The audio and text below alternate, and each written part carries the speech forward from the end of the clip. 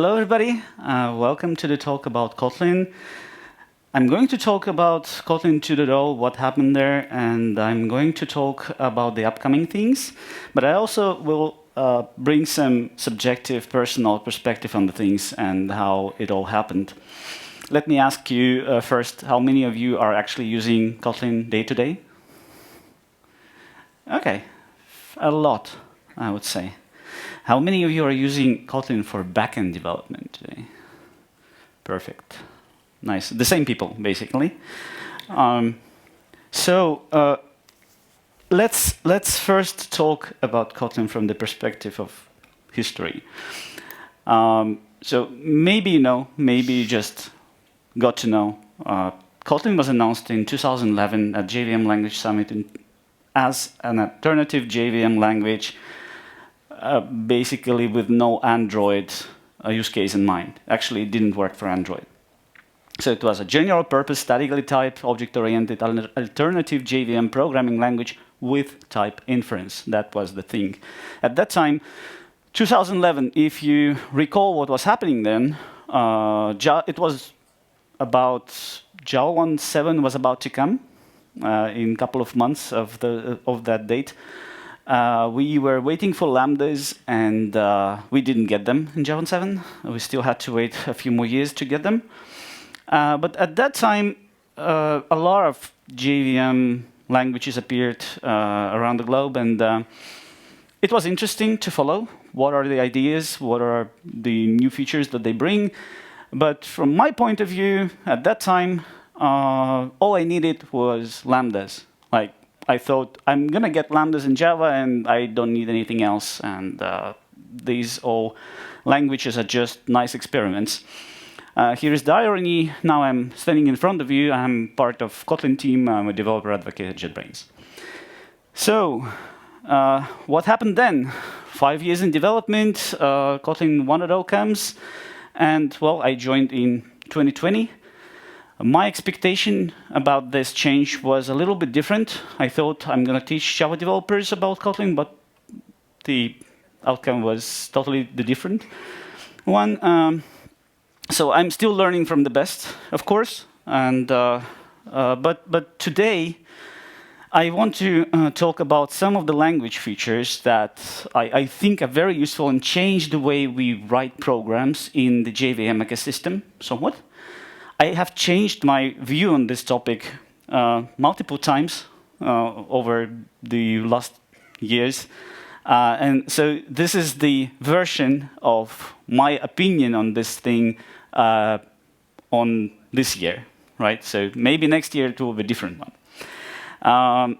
So for this, I'm going to do some live coding, and I'm going to demonstrate some of the features you already probably know and use and take for granted. But if you try to compare, if you use those features and if you don't use those features, how would you structure your program and how would you write the code? So when you first saw Kotlin and you started programming it, or maybe you saw the demo or the documentation, what was the first thing that sold you on that? Null safety. Null safety. What else? Immutability. What was? Carrying. Null verbose. OK. Well, one of the... I was talking to people over these years and trying to collect those opinions. Why? Because seemingly it's just a syntactic sugar that doesn't give you a lot of extra. But one of the first things several years ago was you could just write a data class. And if you compare what was generated for Java, maybe we can do that. Let's try. I don't want to write it myself. Start using selection. OK. Yeah, I'm using a development version of the IDE, so we're going to see some errors. Translate to Java. Obviously, Java has records now, but at that time, when data classes appeared, we could just compare those two pictures and say, wow, that's impressive, right? Now we have records, of course, and although data classes and records in Java are a different thing, designed for a different purpose, the difference is not that apparent. OK. So what if not data classes, but something else? One of the long-awaited features that we as Java developers would love to have is string interpolation, of course, right? And then being able to actually call the, let's say, uppercase, for instance, and just run it. And the usability of this feature is so nice. There is no extra ceremony around it, right? We just use it. We don't even think about it. And here, we actually expose ourselves to some more things like extension functions, suddenly. Who are using extension functions? Do you love them? Who doesn't like them? Do you afraid of me or what? OK, never mind. But let's go to extension functions. What could we do? For instance, a random case, right? Oh, that's a nicely generated snippet. This is not what I wanted. Random. I have prepared one for you. Random. Random. OK. IntelliJ just lost my... OK, whatever. Let it be like this. Random case. Actually, not exactly random case, right? It replaces only the first character. Random case. That's strange. Let's ask the assistant generate random case extension for us. Let's see. OK, that looks slightly better, a bit more lines of code. Let's use that. What do we see here? We see an extension function again. Probably you all know, those who know Kotlin, that the extension function is just declares the receiver, and for that receiver we have a new function that can be imported in some scope, and then we can use it on that type as if it's a native function. What else we see here is that it's a single expression function, so we can actually convert it to single expression. This is something that, again, there is a JEP proposal for Java for this, but well, it's not there yet. And again, type inference, we can infer the type from the expression. So type inference is all around the place, making the programs shorter to write, faster to write, and so on. So what else do we see here? We see a trailing lambda, right? This map function takes a lambda as a parameter, but we don't specify it as in braces. So if we have functions, let's say function foo, that takes a signature, like a block of code, or a lambda as a parameter, basically that's another function. So we can call it without the braces, foo, like this, which brings us to very nice DSL structure, DSL-like structure that looks like a DSL, but it's actually just a idiomatic use of syntactic features in Kotlin. We don't really create a new language there. Besides that, well, if we had a parameter, let's say for that random case function, let's say threshold, that should be maybe a double, and maybe offset as a double. So we have two parameters, and we may specify the default values for them, for instance, 0.5 and 0.1, 0.2. This feature alone is a nice one, but is not complete, because when you start using the default values in parameters, you might need to specify something that is out of order, and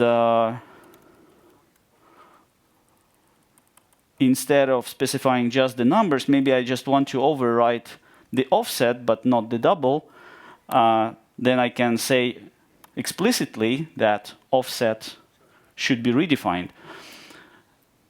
Same value, maybe just like this. this feature itself brings two capabilities to the language, or two effects, let's say. The first one is that you get rid of all the overrides, basically. Like, majority of overrides is for specifying the default values. And also, if you're using this code or reading this code outside of the IDE, let's say in a web-based environment, you are doing code reviews, the name parameter is actually the explicit way to define or declare what you're actually doing, and then the reviewer has a better context and understanding of the code, what kind of parameter you're actually specifying for the function call. Cool. And null safety, of course. Like, imagine we just have this nullable string here. Maybe the string comes from the outside world, and we cannot predict if it will be null or not. And, well, could be a function, get hello, and might be a nullable one. And then, of course, the compiler screams at us, and we have some ways of working with nullability. It's not that Kotlin forbids using the null, but it makes you to embrace the null instead. It's not enough to just add this nullability to the type system, but you need to provide some extra tools for working with nullable types in the language. Okay, those are very simple things. One thing that I didn't mention, but you probably have noticed it on this screen again already, is that I don't have classes, I only have functions. So it changed the way how I structure my code and how do I model my program. I start with the behavior. I write functions instead of creating hierarchies of classes. So even if I go to Java now, I could do the same thing, but it's just not natural.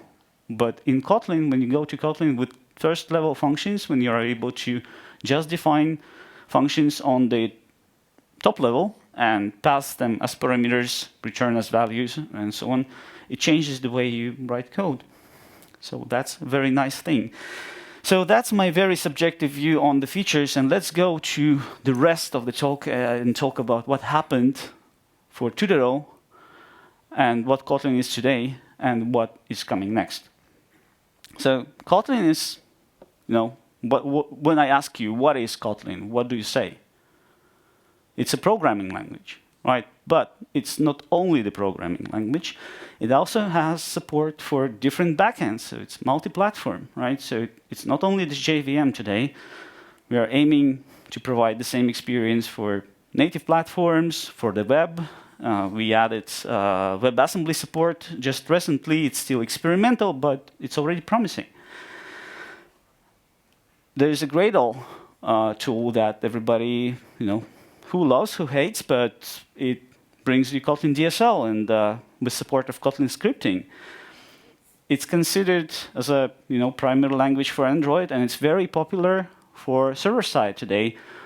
Basically, all the Java frameworks, if you go to the website, if you go to the documentation, they either officially say that it's a Kotlin and Java framework or Java and Kotlin framework, or they have a section in the documentation to show how to use that in Kotlin. And some of the frameworks, like Spring Framework, for instance, provide very good extensions because you can adopt the Java APIs that have been there for ages, for 20 years, still by using extension functions and some of the language capabilities, you can adjust the APIs to be friendly for the Kotlin developers, and some of the frameworks provide that out of the box.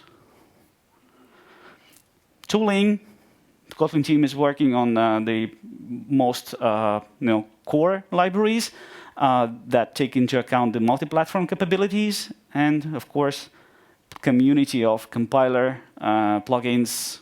That's an awesome ecosystem and a very interesting one. So 2.0 happened. If we look at the features that were added after 1.0 before 2.0, you will first discover that some of the features were added to the language after 1.0, although it seems that they were there from the beginning, like coroutines, for instance, were added in 1.2, if I remember correctly. Trailing comma, functional interfaces, multi-platform projects were not there from the beginning, right? So there was 1.0, a stable version of the language, and then we started adding more and more features. So there was like a long evolution of the language, and if we zoom out more, we can reveal even more interesting features that are, for instance, who is using the exhaustive when statement in their application with sealed classes, right? It's a very popular feature, but it wasn't in 1.0. So the language was evolving, and if we look at the releases before 2.0, you will not actually discover big features there. The team was working on making the language features coherent across different platform targets, stabilizing standard library, laying out all the corner cases and so on.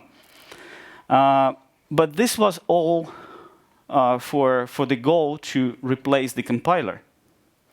The compiler is the backbone of Kotlin ecosystem because, well, the front end of the compiler actually, because all the backends depend on that. They need to do different optimizations depending on what front end you do, different interoperability constraints, but also the tooling, the libraries, whatever else is there that depends on the work from the compiler. The IDE, the experience in the IDE depends on the front end of the compiler. So why? Because it's a normal question. Why did we decide to rewrite the front end of the compiler? It's a huge work. It took us 5 years to carefully work. It's a huge investment. Why would we do that if we already got this far by not rewriting the compiler? Well, the problem is that a lot of language features appeared unexpectedly.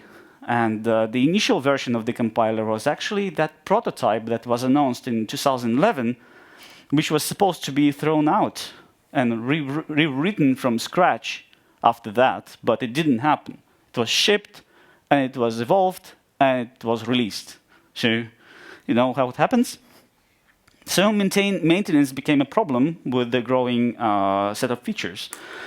So, and the interaction with the compiler in the IDE, well, the initial implementation of the compiler was basically residing within the plugin and was using or reusing the same APIs, the same capabilities. The bonus for that was that the team could move faster and develop the features faster. And in the beginning, they really did. Like after 8 months of development, they had a working prototype which was impressively complete. But, well, it wasn't following, let's say, classical compiler architecture, and we ended up needing one. And you can never be satisfied with compilation performance. So if you started early, you could definitely say that Kotlin was slower in the compilation, and now K2 is much faster. There are benchmarks that shows that I didn't add them to the slides, but let's say there is a blog post about this, and well, in some projects it's impressive 2x growth, even more, or speed up, let's say, not growth. Of course, it didn't get slower. So it's a nice bonus, like for the users of the language. Replacing the compiler doesn't add benefits on the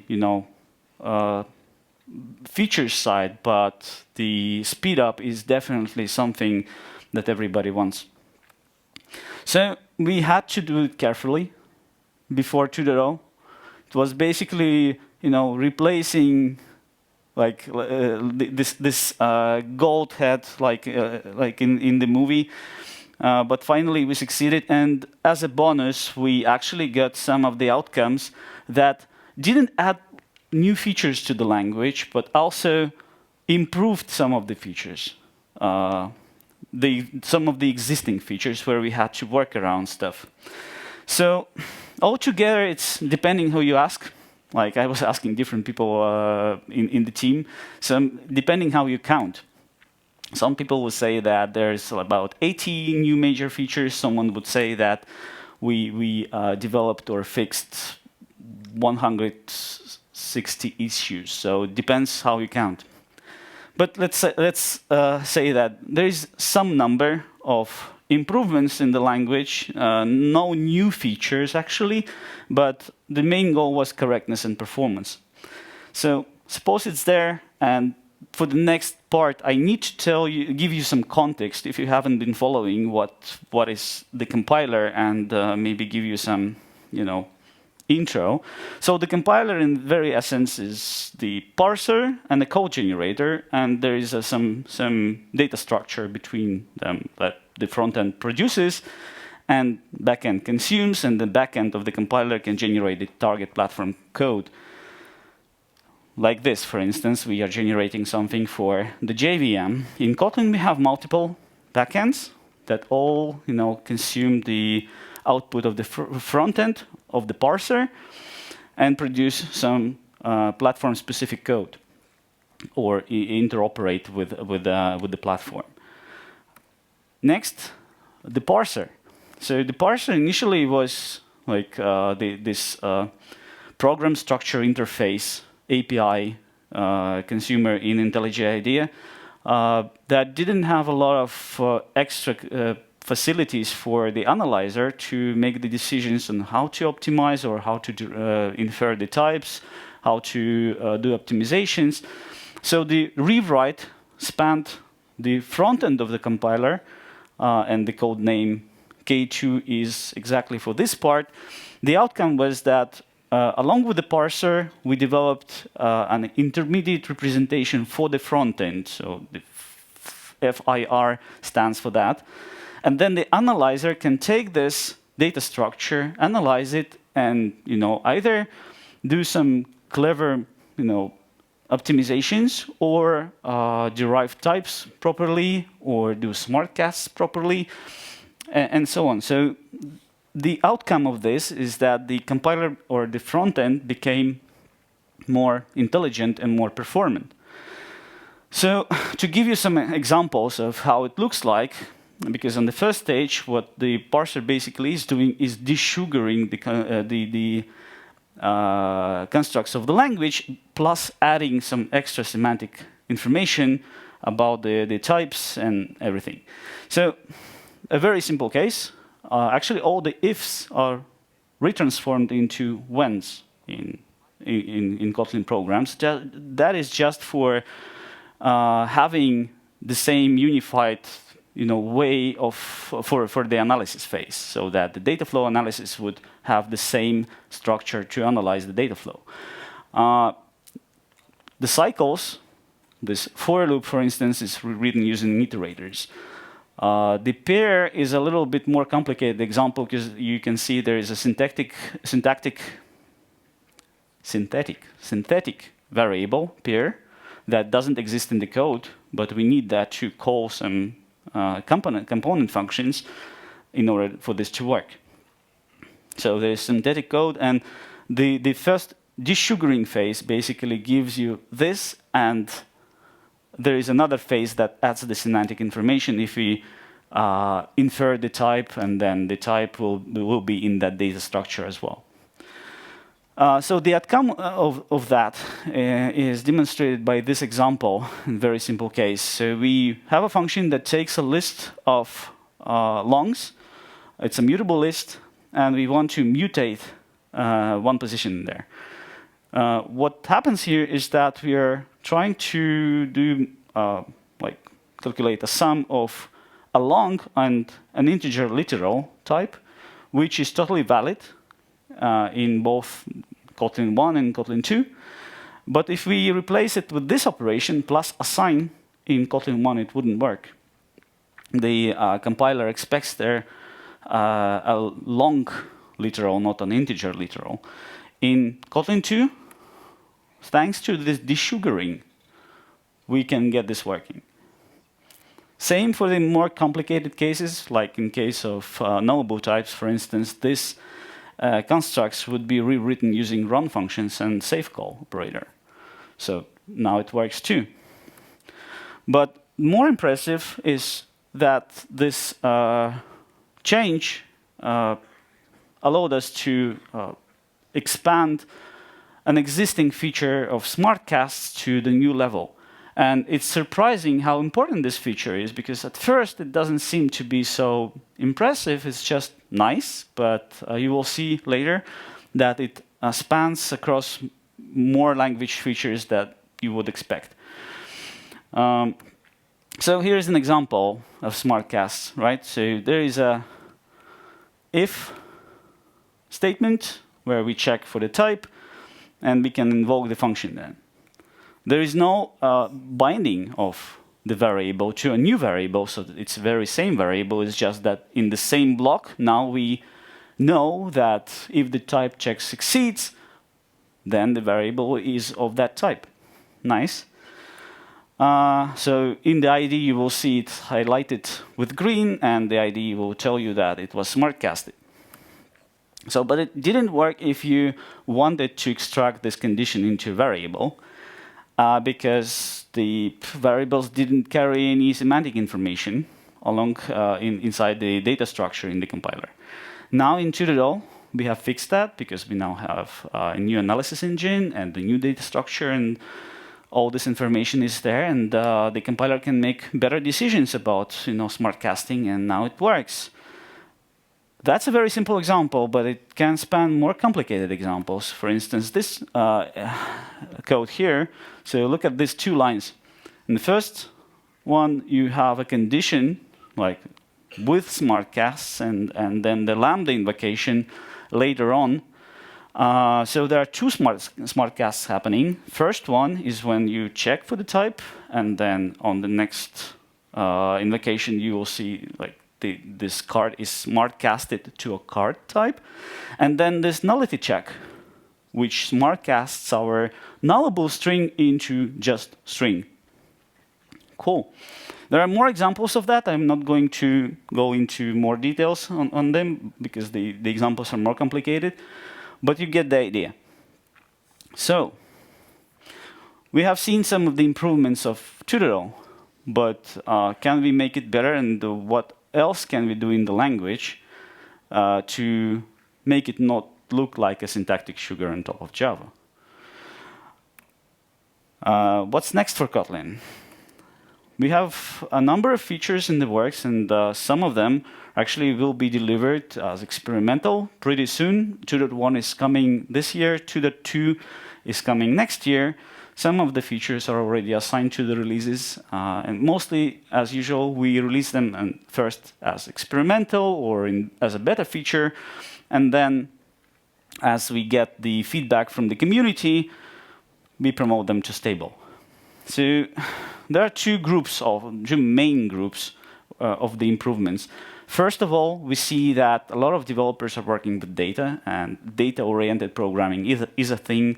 It's a thing in Java. It's a thing in other languages as well. So there are a lot of language features that are aimed to improve this experience, and there are features that are aimed to improve the type system and provide better abstractions for working with, for working and building the libraries. First of all, what I want to show you is the guards feature. So consider this example. There is an order. We get an order from somewhere, from the database maybe, and there are conditional checks within the when statement. What do you see is wrong here? Talk to me. First of all, there's repetition, right? But there is also a logical error, probably. It depends on your application logic, where the compiler wouldn't help you much. How do you solve that? Well, the problem here, if you read the code, you obviously understand what happens if the amount is less or equal than 100, then probably it's not covered by the condition. It will just skip all the cases, right? So we want the exhaustiveness here.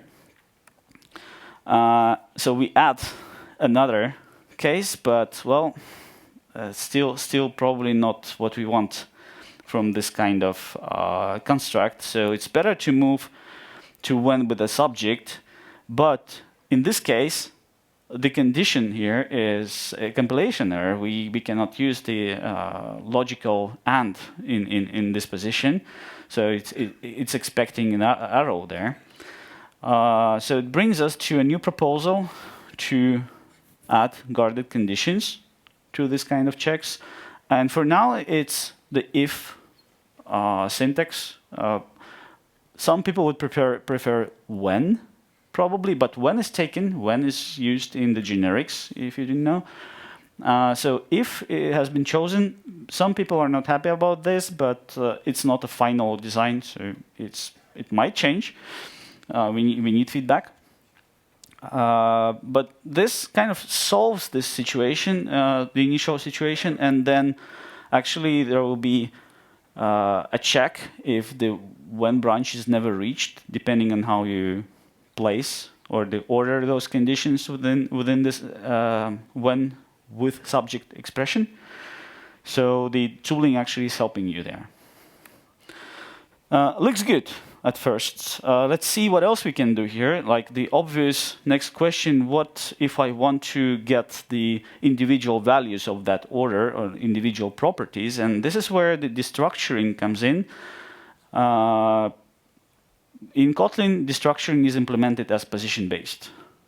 So do you know what the problem there is, right? You can switch the order of the variables and get completely different results, even without, compiler helping you with that. So it will, there is a inspection in the IDE that will tell you that it seems that you're assigning to a field or to a new variable that matches the other field in that class or the other property, but for the compiler, it just is a valid code, and when you run it, you get something that doesn't make sense, right? So in some version, I think it's 2.2, well, it was promised we're gonna add an error in the compiler for this kind of situation, so it will turn into a named-based destructuring, which will have some implications. We'll see what happens next. Let's go further and see if there is something else that is very interesting. So imagine we are processing the orders. There is a sequence of the orders coming in, and we want to, I don't know, calculate a discount for the last order in the sequence. And there is a predicate, right? So there's a standard library function that we supply a predicate, and we get a result. Like it might find something by the condition, or it might not find something by this condition. And an if implementation of this function would look something like this. There is a result. We iterate over the sequence of the elements, match the predicate. If the predicate succeeds, then we assign the element to the result value, return it, and if it was null, then it's not found, we throw an exception. Seemingly correct, nice code, but we cannot distinguish if the situation where we have nullable types inside the collection. So some of the elements of this sequence might be null, and then we would not distinguish between the situation where we didn't find anything and where we found a null. So you see, for solving this, we need to add a flag that we found something, then use the cast operator at the very end. And well, this looks pretty complicated. You have to read it. Not nice, but this is exactly how it looks in the standard library right now. So it's a copy-paste. Can we do better? Maybe. Let's try. So what if we create some marker object for the result first? So it's an initial value that is not found, and iterate over the sequence, match the predicate, assign to the result. If we find something, then it will not be a not found type, and we're gonna cast it to the real type and return. Well, it looks nice and short, but there is an issue. And the issue is that for this to work, we needed to start with a very common type, the nullable any, and at the end do an unchecked cast, which is somewhat ugly. But this reveals a problem with the type system. So the issue is that we don't have a way to express that there might be an erroneous situation. So the union types for errors is one of the proposals to solve this. As you can see, there is an alternative syntax for the object, marking it as an error object, so that the type for the result would be declared as a some type and or an error type. In this case, the compiler can do a great job and use the smart casts again. Cool, isn't it? Like, we didn't even expect that the smart casts would be useful in this situation right here. Yeah. So I have a few minutes, and I showed you some of the features in the beginning that were somewhat like simple ones, but I think this is how Kotlin changes the way you write code. But actually, my favorite feature is a combination of all of them that results in type-safe builders. So as we have time, I can probably do some live coding for you, or actually just open the code and browse it for you. I have an example. The DSL is right here. Who have used DSLs or type-safe builders in Kotlin? Not so many. So there's something new for you, but you probably have used them without knowing that you have used them. So, for instance, build string, or any build function in Kotlin, standard library, is somewhat a builder. So build list maybe, build list, or build string. And then we have this nice syntax to append lines, maybe. This is something you use from the standard library, right? And this is exactly the DSL. But we can develop our own libraries for the special use cases, and they are still in Kotlin. It's not a new language. It just applies a few features, in combination together. And the central feature is there is the lambda with the receiver, or as we also call it, functional literal with the receiver, where we say, as an extension function, basically, or extension property, we can also say that lambda is an extension to some type.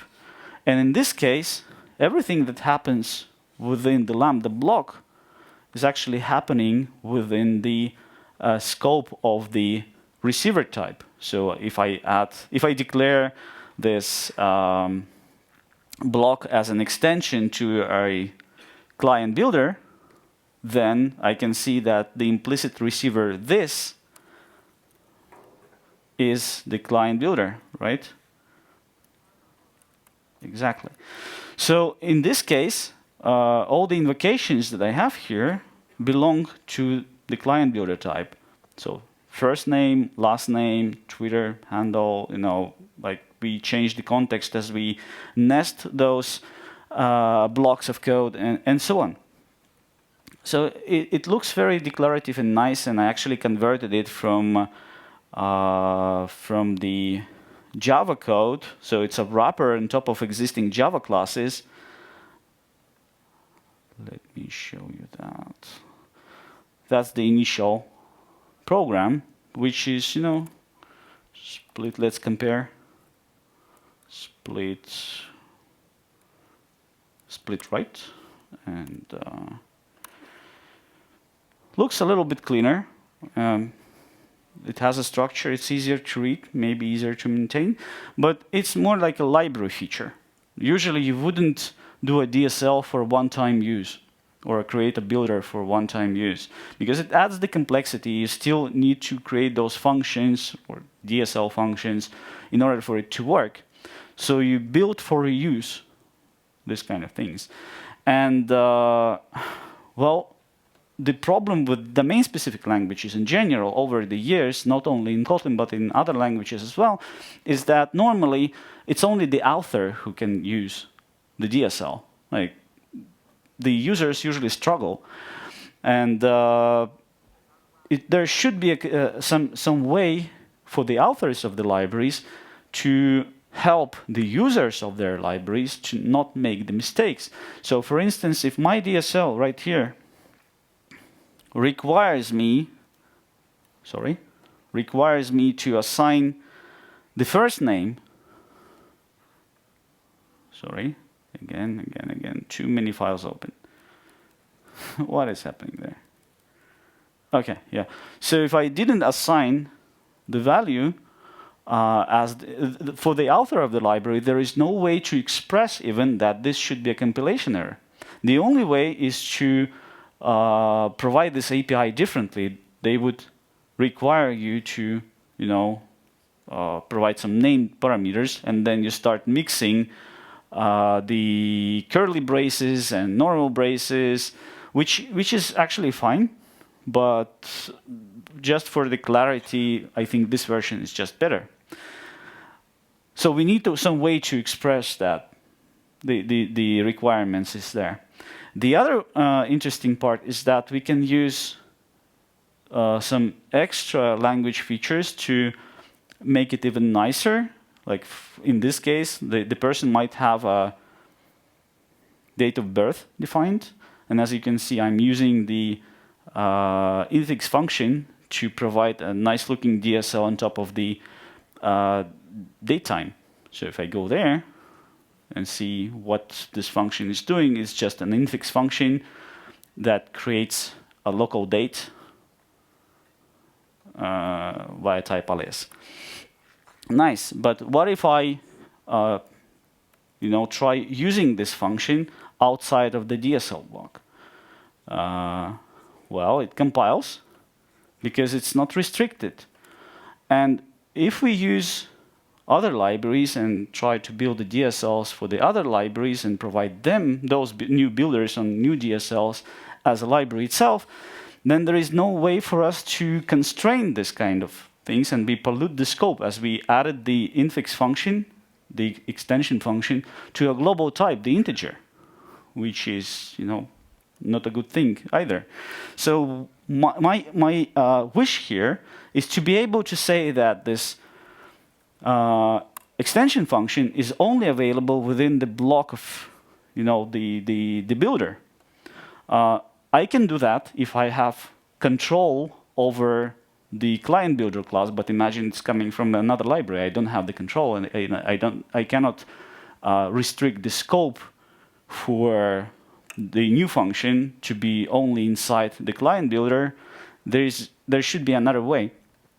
So one of the proposals is to use context parameters, which was known first as context receivers.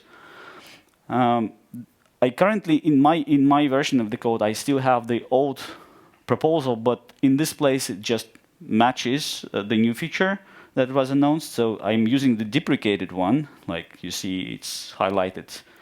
And there is a warning that it's deprecated, but actually it will be pretty much the same. So the idea is that when I'm adding this new extension function, March, for the global type, I want to say that there should be some context present within for this function to be resolved.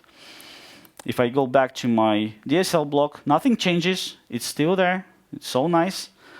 But if I try to move this out of the builder block, the compiler will tell me that you cannot not use that. And the beauty of this is that the context that this function requires is not exposed in any way to the consumer of this library. Sorry. And it's all nice and easy. So this is my library code. I'm, as an author of this library, would say that executing this DSL would need some context. And then the user of my library would not be affected in any way with this extra knowledge that they don't need. They just need to use my library. And another issue here is that, as I said, well, if I didn't assign something, I don't get a compilation error in any way. And this is something very visionary. Let's say there is no proposal for it yet. It's just an experiment. It's just starting the research. Let's keep those slides for the builder. So what if I cannot show it in the IDE, therefore I have it in the slides. So what if I don't assign name property, for instance, here? The feature doesn't exist, so it's a huge disclaimer here. Whatever I show next doesn't exist and might not be the same thing, but the important part here is the idea that you may get with this feature. So imagine we have this builder function, and you have probably heard of the contracts. They are used in the standard library, and they didn't really go out as a public feature for the developers or for the users of Kotlin, but they are scattered across the standard library everywhere. And we may use contracts for declaring an effect on the execution. So if you have a function, build client, and it takes a block of code, there should be a way to express an effect of this execution. An effect might be an assignment to a variable. So require an assignment to a variable within the block of code. So here's, like, I made it up. Like, I have this contract, which is seemingly correct syntax because we have contracts already, but we don't have code syntax. We don't have init with at referring to some name, and so on. It might be designed this way, but it might be not. But the idea is that we can express, or we could express, the effect of the execution and the requirement, and that would be supported by the compiler. This is something that I would love to see in Kotlin myself, because I'm a big fan of DSLs. But, well, we have to wait. With that, I want to give you a summary. So the new compiler is there. You can enable it in the IDE if you're using the stable version. In the latest EAP, it actually is enabled by default, and it's going to be default soon. There are more features coming for working with data, and we are adding more abstractions to make it a safer language. And my personal view is that Kotlin is a great addition to JVM ecosystem as alternative language, even for the new ideas, even for pushing all the libraries and maybe the Java language itself further. Thank you for coming to this talk. I hope it was somewhat interesting. And if you want to talk to me later on, I am at JetBrains booth at the Expo. Thank you very much.